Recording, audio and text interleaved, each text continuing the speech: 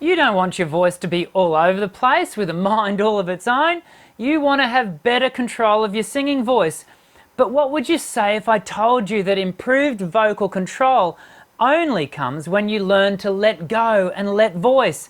It's counterintuitive, but it works. I hope you'll keep watching to learn more. Sound check. Check 1, check 2. G'day, welcome to Voice Essentials, the YouTube channel where everybody sings. My name is Dr. Dan and I'm a contemporary singing voice specialist. I love to help people just like you to realise the full potential of their singing voice. But you can't unleash your full singing potential if your voice is held captive to a lack of understanding about how it works. You see, chances are if you've clicked on this video then you want to improve your vocal control. I think for most singers, when they think the word control, they think structure and reliability. These are both good things, but unfortunately for many singers, the way that their bodies form structure and reliability is often via the employment of rigid muscles that seek to hold everything in place lest they hit bum notes and sing off key. I'm going to give you a super effective exercise that will improve your vocal control, but not in the way you think it will. You see, when people first learn to sing, understandably, their singing is all about hitting the right notes. It's a bit like when a kid starts learning to ride a bike. When my wife and I taught our kids to ride, we started them off with training wheels. Two small side wheels that stick out either side of the back wheel. These training wheels are designed to keep the bike upright while the child develops confidence that only comes from not continually falling off the seat. Training wheels are great for keeping the child upright, but ultimately restrict every other activity that the child will ultimately want to eventually do with their bike. Jumps, speed and skids are all heavily restricted when with training wheels, so there comes a time when the training wheels need to be removed. Now, this is a scary phase because the structure that was initially in place, the training wheels, are no longer there to keep the child from falling off the bike. The child now has to maintain their own balance without the reliability of the structure. I know with my kids this transitional phase resulted in some grazed hands and knees because without the training wheels the inevitable happened. They fell off the bike, hurting themselves, fortunately with no significant damage done. But eventually, with a bit of brave perseverance, each of our children has learned to ride their bikes, enjoying the thrill of jumps, speed and skids. Learning to sing has a not dissimilar developmental process to learning to ride a bike. As I stated earlier, most beginner singers are primarily concerned with singing in tune rather than the higher goal of communicating the lyrics message. Focusing on perfect notes can be like attaching training wheels to the larynx. These training wheels come in the form of muscular tension around the outside of the larynx and also inside the larynx by virtue of supraglottic constriction.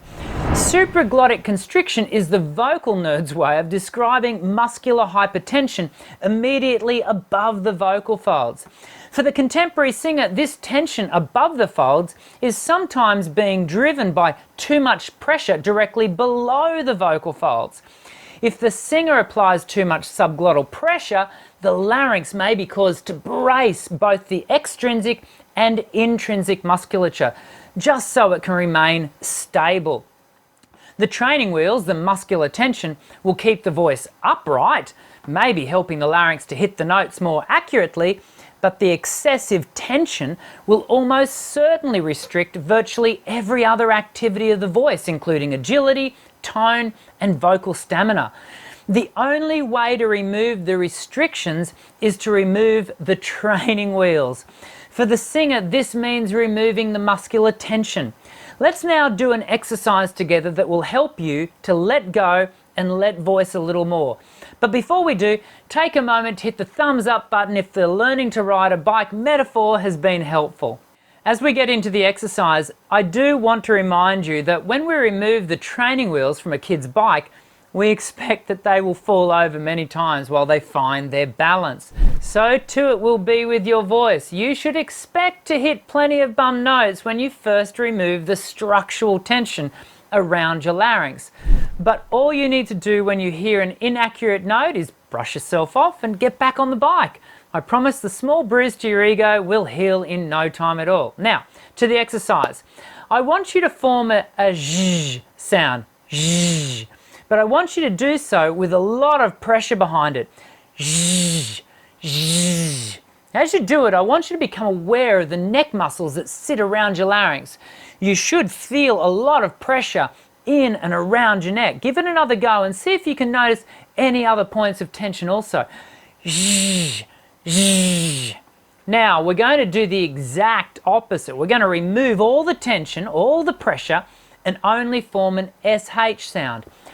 Shh, shh. If you're doing it correctly, you should feel absolutely no tension or pressure along the vocal tract.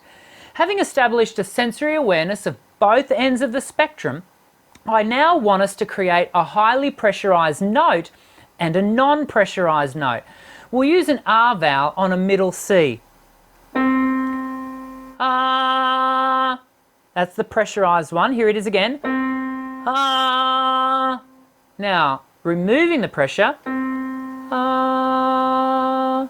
Ah.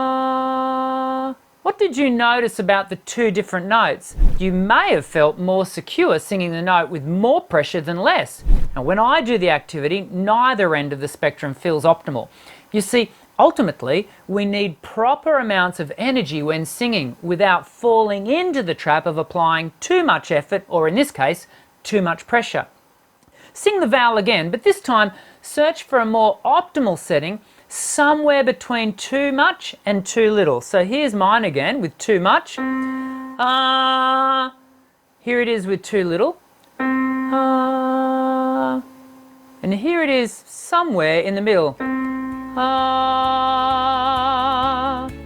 I hope you've found today's activity helpful. If you're looking for more singing exercises designed to reduce tension and create great vocal freedom, then click on this playlist. Each video on the playlist has more practical activities designed to free the singing voice. I'll see you again soon. I'm Dr. Dan. Sing well.